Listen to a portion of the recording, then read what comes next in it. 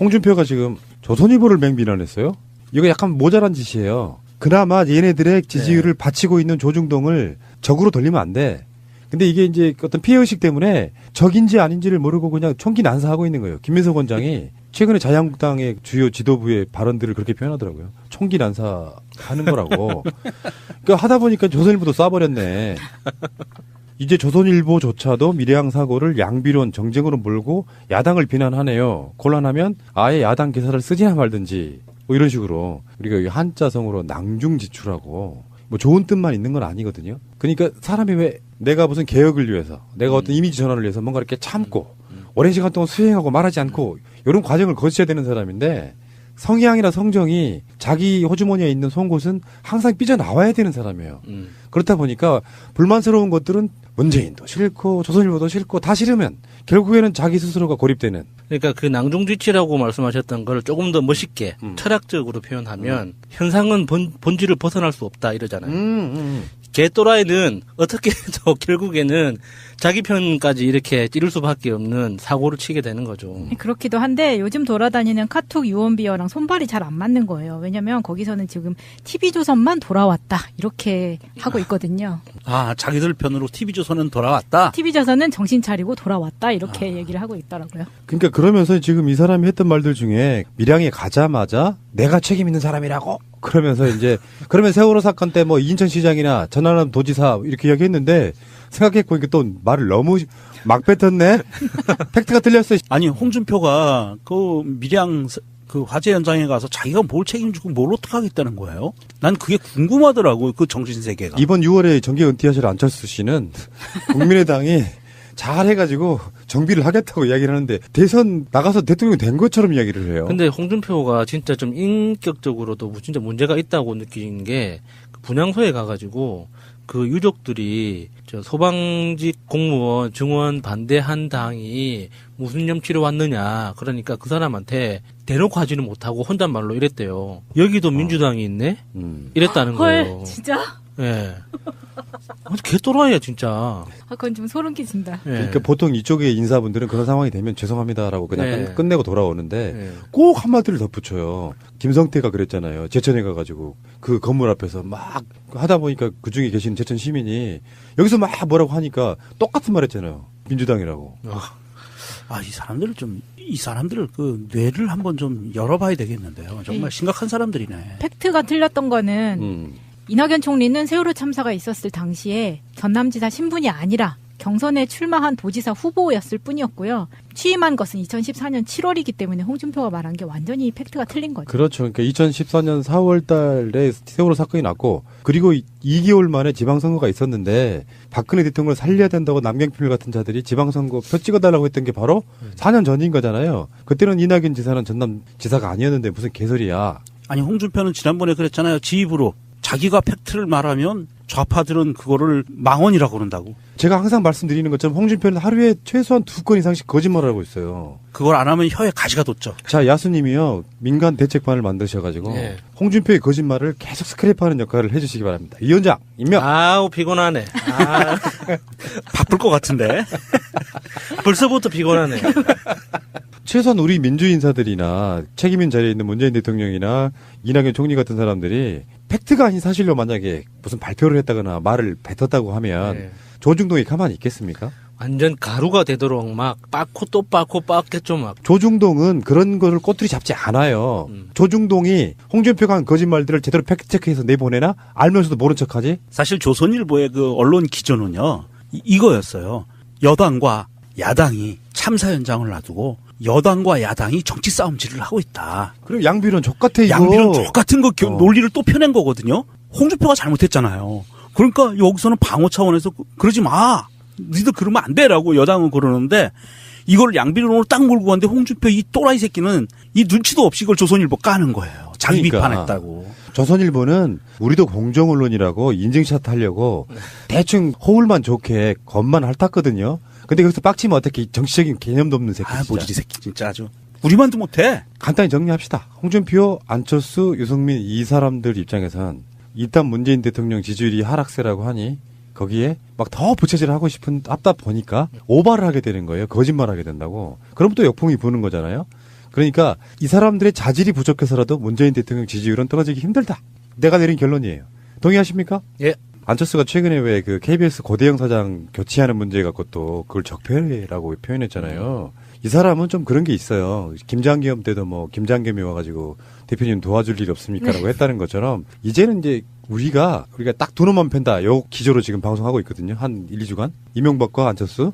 근데 그냥 안철수는 정말 리틀 이명박의 모습이 그냥 이제 드러났다 이렇게 보는 건데 김대중 대통령 팔아서 국민의당 창당하고 안철수가 김대중 대통령의 어떤 정신을 계승해 줄 거라고 믿었지만 사실은 새정치민주연합의 대표일 때부터 당헌 당규에서 5.18 등을 뺀다는 그런 논란이 있었을 만큼 이쪽 마인드가 없는 사람이에요. 그런 사람이 사실상의 본 모습을 살아가고 있다. 굳이 뭐 호남 눈치 볼 게 뭐 있으며 진보적인 아젠다가 왜 필요해. 요거 딱 털고 나니까 원래 모습 그냥 그대로 딱 보여주는 리틀 박정희 정도의 모습을 보여주더라. 그러니까 지금까지 자기가 팔아댔던 김대중, 호남 이런 것들을 비추어 봤을 때는 사실은 정계 은퇴하는 게 수순이라고 보는데 뭐 자기 이 사람의 성깔이나 이런 걸로 봤을 때는 그건 안 할 것 같고 제대로 된 그 맛을 좀 봐줘야 된다 이런 말이죠. 저는 주말 동안 김어준의 블랙하우스나 이용주 의원 인터뷰나 그리고 이제 안철수 김종철 자유언론실천재단 이사장의 칼럼이 이제 안철수 정계 은퇴를 권고한다라는 기사가 있었잖아요.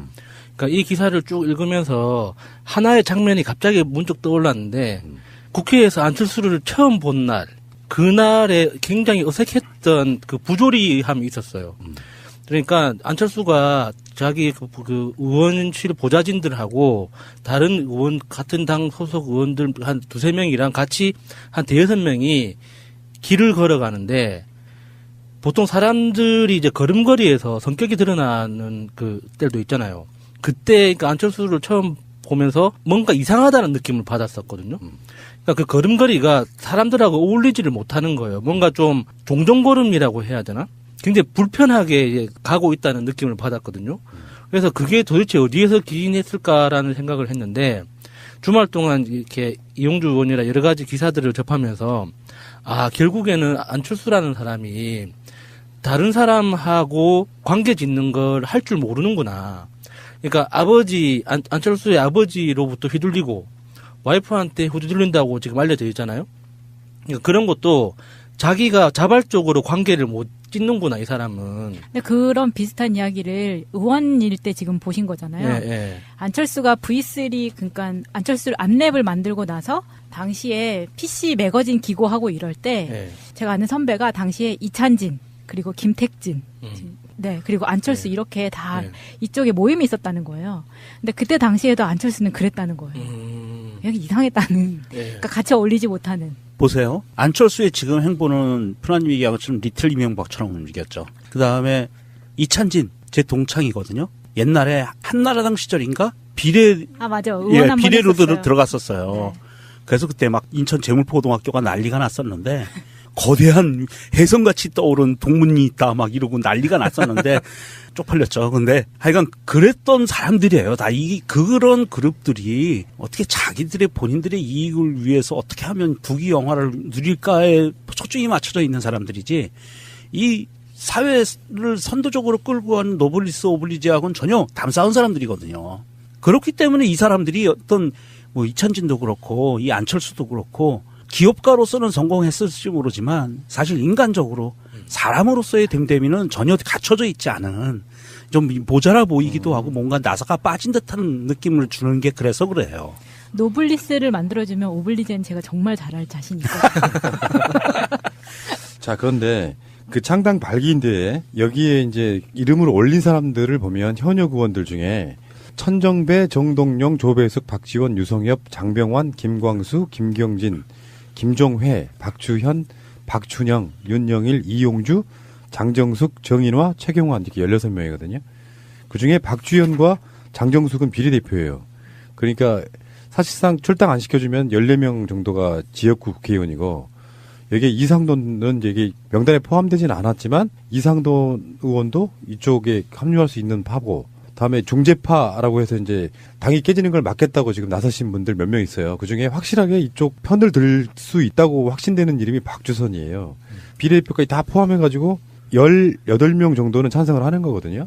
이 새로운 신당이 말이에요. 나머지 뭐 이제 무슨 뭐 고문단, 기초단체장, 지방의원, 뭐 원외 지역위원장 이런 사람 다 빼고 이거는 뭐 그게 중요한 거 아니니까.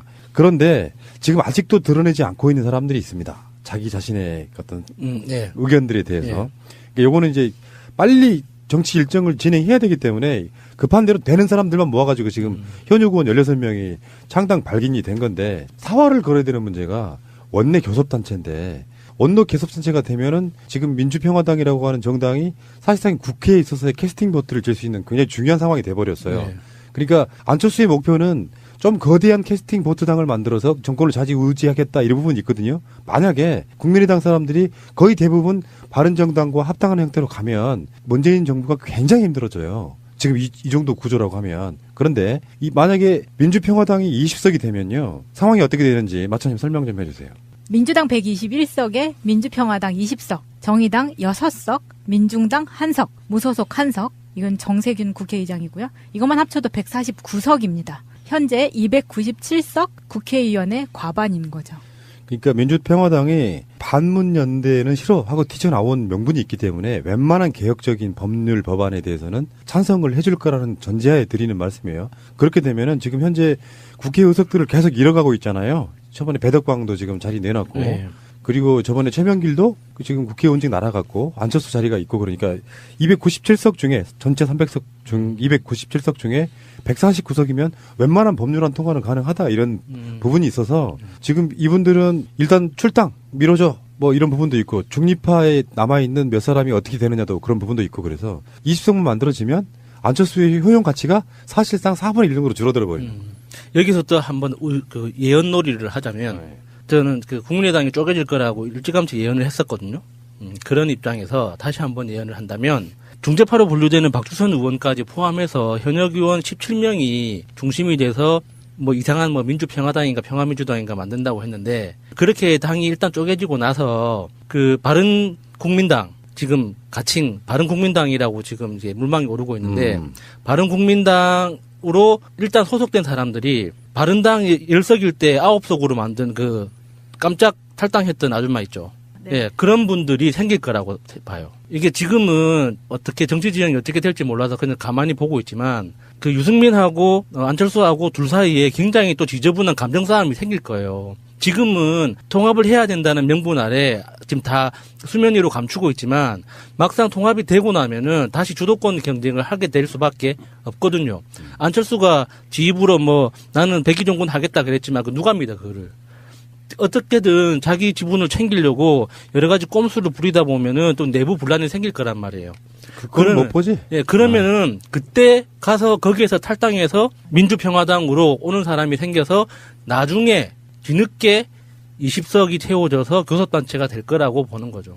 사실 이게 안철수가 국민 발라버린당 쪽에 가서 유승민이 계속 안철수 보고 어떤 제안을 하냐면 공동대표 체제로 가자라고 계속 제안을 해요. 그런데 안철수는 백의종군 하겠다고 계속 벤치를 놔요. 그러면 이 안철수가 백의종군 하겠다고 하는 게 과연 진짜 백의종군인가 아니라고 보거든요. 이 안철수가 백의종군 하겠다는 이유는 딱 하나인 것 같아요.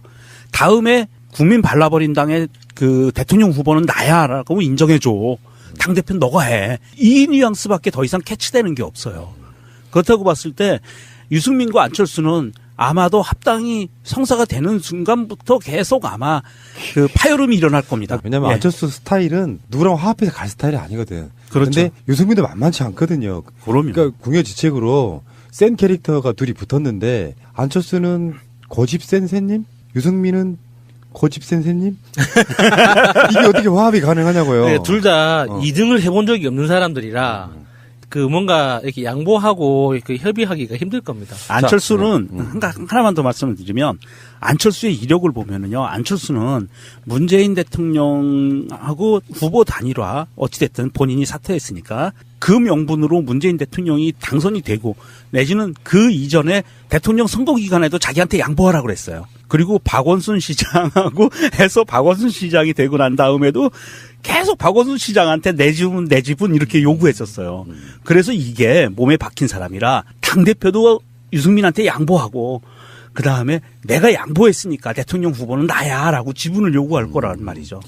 그러니까 국민의당이 현재 의석이 최명길이 의석을 잃음으로써 39석. 근데 대략 20석이 빠져나간다고 하면은 19석에 바른정당에 9명이 들어와서 28석이 되는 희한한 합당 형태가 이루어질 가능성이 높은데 이러면서 이제 안철수는 소멸해 가는 과정인데 스스로는 못 느낄 거라고 생각해요. 그 터닝 포인트는 지방선거겠죠. 지방선거에서 의미 있게 최소한 유승민이나 안철수 이야기처럼 TK에서 자유한국당이 당 자체가 해체시키도록 하겠다 뭐 이런 식의 포부를 걸고는 있습니다만 제가 항상 말씀드리지만 지역 기반 없는 정당은 우리나라에서 아직은 멀었고요.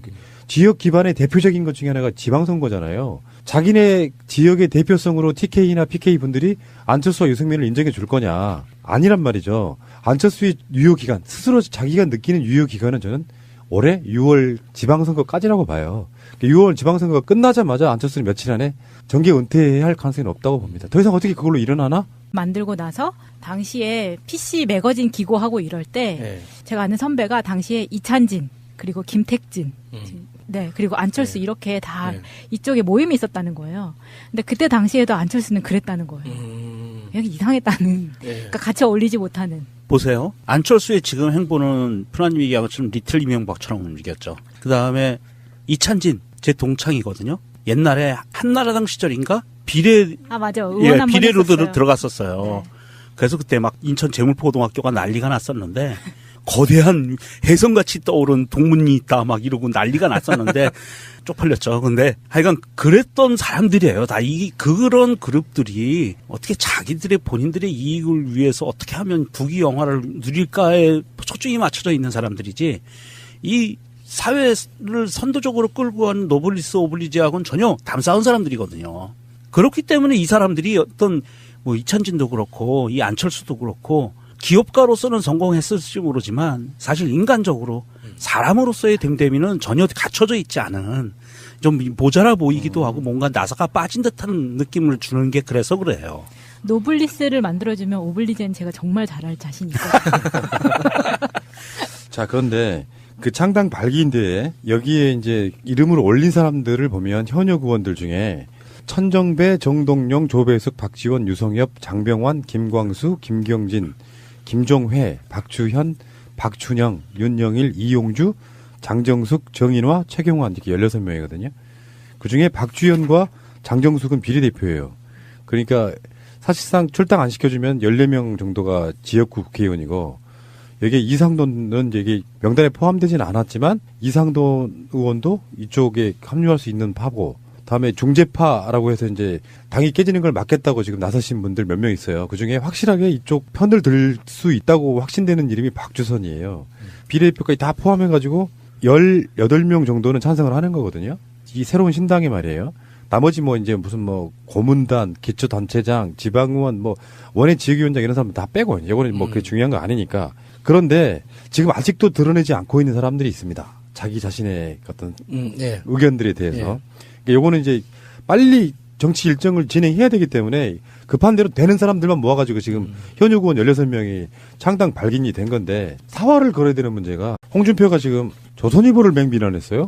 이거 약간 모자란 짓이에요. 그나마 얘네들의 지지율을 바치고 있는 조중동을 적으로 돌리면 안 돼. 근데 이게 이제 어떤 피해의식 때문에 적인지 아닌지를 모르고 그냥 총기 난사하고 있는 거예요. 김민석 원장이 최근에 자유한국당의 주요 지도부의 발언들을 그렇게 표현하더라고요. 총기 난사하는 거라고. 그러니까 하다 보니까 조선일보도 쏴버렸네.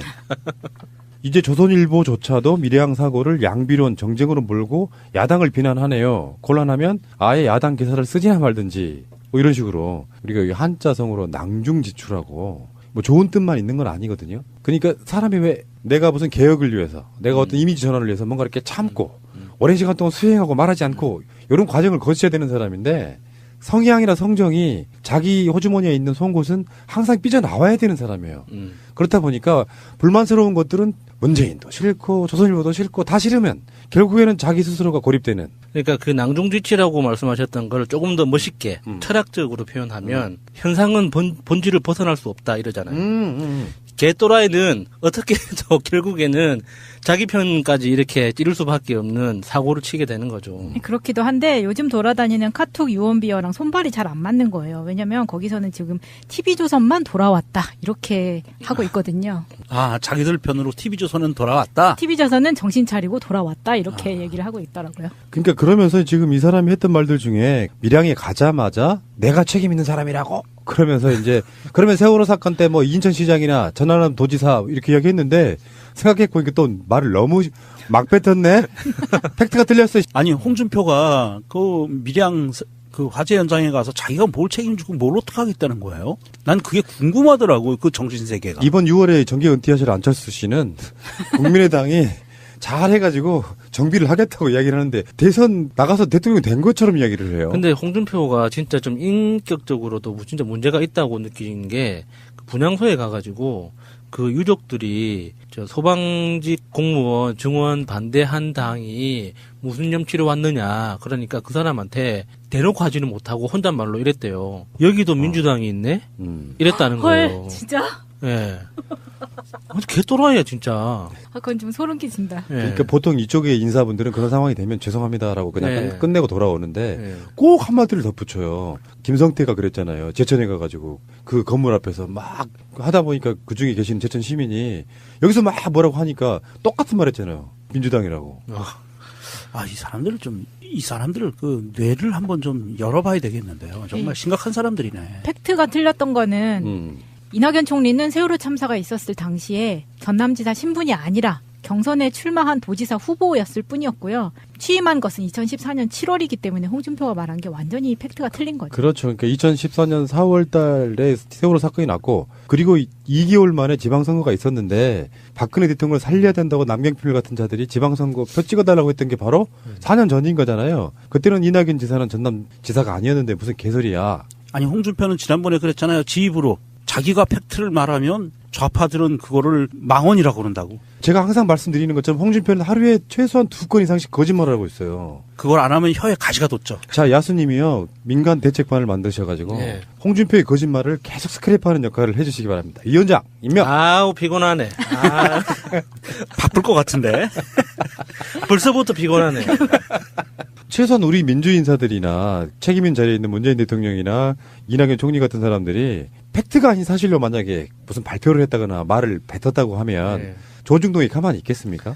완전 가루가 되도록 막 빻고 또 빻고 빻겠죠, 막. 조중동은 그런 거를 꼬투리 잡지 않아요. 조중동이 홍준표가 한 거짓말들을 제대로 팩트체크해서 내보내나 알면서도 모른 척하지? 사실 조선일보의 그 언론 기조는요, 이거였어요. 여당과 야당이 참사 현장을 놔두고 여당과 야당이 정치 싸움질을 하고 있다. 그리고 양비론 족같아 이거. 양비론 똑같은 거 논리를 또 펴낸 거거든요. 홍준표가 잘못했잖아요. 그러니까 여기서는 방어 차원에서 그러지 마. 니들 그러면 안 돼라고 여당은 그러는데 이걸 양비론으로 딱 몰고 갔는데 홍준표 이 또라이 새끼는 이 눈치도 없이 이걸 조선일보 까는 거예요. 자기 그러니까. 비판했다고. 조선일보는 우리도 공정언론이라고 인증샷 하려고 대충 호울만 좋게 겉만 핥았거든요. 근데 거기서 빡치면 어떻게 정치적인 개념도 없는 새끼. 아, 진짜. 모질이 새끼 진짜 아주. 우리만도 못해. 간단히 정리합시다. 홍준표, 안철수, 유승민 이 사람들 입장에선 일단 문재인 대통령 지지율이 하락세라고 하니 거기에 막 더 부채질을 하고 싶은 앞다 보니까 오바를 하게 되는 거예요. 거짓말을 하게 된다고. 그럼 또 역풍이 부는 거잖아요. 그러니까 이 사람들의 자질이 부족해서라도 문재인 대통령 지지율은 떨어지기 힘들다. 내가 내린 결론이에요. 동의하십니까? 예. 안철수가 최근에 왜 그 KBS 고대영 사장 교체하는 문제 갖고 또 원내 교섭단체인데 원로 교섭단체가 되면은 지금 민주평화당이라고 하는 정당이 사실상 국회에 있어서의 캐스팅 보트를 질 수 있는 굉장히 중요한 상황이 돼버렸어요. 네. 그러니까 안철수의 목표는 좀 거대한 캐스팅 보트당을 만들어서 정권을 좌지우지하겠다 이런 부분이 있거든요. 만약에 국민의당 사람들이 거의 대부분 바른정당과 합당하는 형태로 가면 문재인 정부가 굉장히 힘들어져요. 지금 이 정도 구조라고 하면. 그런데 만약에 민주평화당이 20석이 되면요. 상황이 어떻게 되는지 마차님 설명 좀 해주세요. 민주당 121석에 민주평화당 20석, 정의당 6석, 민중당 1석, 무소속 1석. 이건 정세균 국회의장이고요. 이것만 합쳐도 149석입니다. 현재 297석 국회의원의 과반인 거죠. 그러니까 민주평화당이 반문연대는 싫어하고 튀쳐나온 명분이 있기 때문에 웬만한 개혁적인 법률 법안에 대해서는 찬성을 해줄 거라는 전제하에 드리는 말씀이에요. 그렇게 되면은 지금 현재 국회 의석들을 계속 잃어가고 있잖아요. 저번에 배덕광도 지금 자리 내놨고 네. 그리고 저번에 최명길도 지금 국회의원직 날아갔고 안철수 자리가 있고 그러니까 297석 중에 전체 300석 중 297석 중에 149석이면 웬만한 법률안 통과는 가능하다 이런 부분이 있어서 지금 이분들은 일단 출당 미뤄줘 뭐 이런 부분도 있고 중립파에 남아있는 몇 사람이 어떻게 되느냐도 그런 부분도 있고 그래서 20석만 만들어지면 안철수의 효용 가치가 사실상 4분의 1 정도로 줄어들어 버려요. 여기서 또 한번 그 예언놀이를 하자면 네. 저는 그 국민의당이 쪼개질 거라고 일찌감치 예언을 했었거든요. 그런 입장에서 다시 한번 예언을 한다면 중재파로 분류되는 박주선 의원까지 포함해서 현역 의원 17명이 중심이 돼서 뭐 이상한 뭐 민주평화당인가 평화민주당인가 만든다고 했는데 그렇게 당이 일단 쪼개지고 나서 그 바른국민당 지금 가칭 바른국민당이라고 지금 이제 물망이 오르고 있는데 바른국민당으로 일단 소속된 사람들이 바른당 10석일 때 9석으로 만든 그 깜짝 탈당했던 아줌마 있죠.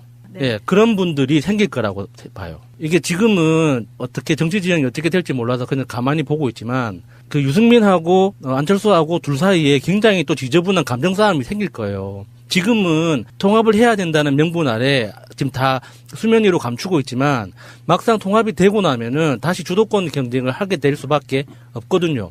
안철수가 지 입으로 뭐 나는 백의종군 하겠다 그랬지만 그 누가 믿어 그거를. 어떻게든 자기 지분을 챙기려고 여러 가지 꼼수를 부리다 보면은 또 내부 분란이 생길 거라. 그걸 적폐라고 표현했잖아요. 이 사람은 좀 그런 게 있어요. 김장겸 때도 뭐 김장겸이 와가지고 대표님 도와줄 일 없습니까라고 했다는 것처럼 이제는 이제 우리가 딱 두 놈만 팬다. 요 기조로 지금 방송하고 있거든요. 한 1, 2주간. 이명박과 안철수.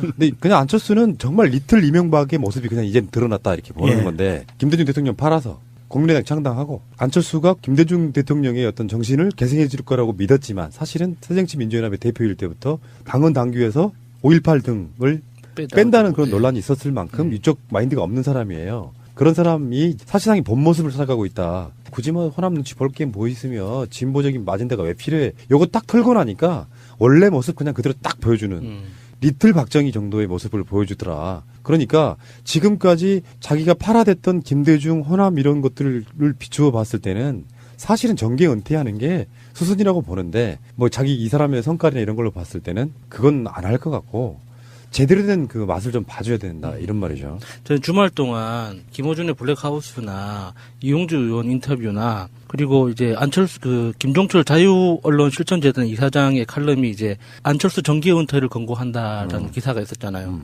그러니까 이 기사를 쭉 읽으면서 하나의 장면이 갑자기 문득 떠올랐는데 국회에서 안철수를 처음 본 날 그날에 굉장히 어색했던 그 부조리함이 있었어요. 그러니까 안철수가 자기 그 의원실 보좌진들하고 다른 의원 같은 당 소속 의원들 한 두세 명이랑 같이 한 대여섯 명이 길을 걸어가는데 보통 사람들이 이제 걸음걸이에서 성격이 드러나는 그 때도 있잖아요. 그때 그러니까 안철수를 처음 보면서 뭔가 이상하다는 느낌을 받았었거든요. 그러니까 그 걸음걸이가 사람들하고 어울리지를 못하는 거예요. 뭔가 좀 종종걸음이라고 해야 되나? 굉장히 불편하게 가고 있다는 느낌을 받았거든요. 그래서 그게 도대체 어디에서 기인했을까라는 생각을 했는데 주말 동안 이렇게 이용주 의원이나 여러 가지 기사들을 접하면서 아 결국에는 안철수라는 사람이 다른 사람하고 관계 짓는 걸 할 줄 모르는구나. 그러니까 안철수의 아버지로부터 휘둘리고 와이프한테 휘둘린다고 지금 알려져 있잖아요. 그러니까 그런 것도 자기가 자발적으로 관계를 못 찢는구나 이 사람은. 근데 그런 비슷한 이야기를 의원일 때 지금 보신 거잖아요. 예, 예. 안철수가 V3 그러니까 안철수를 안랩을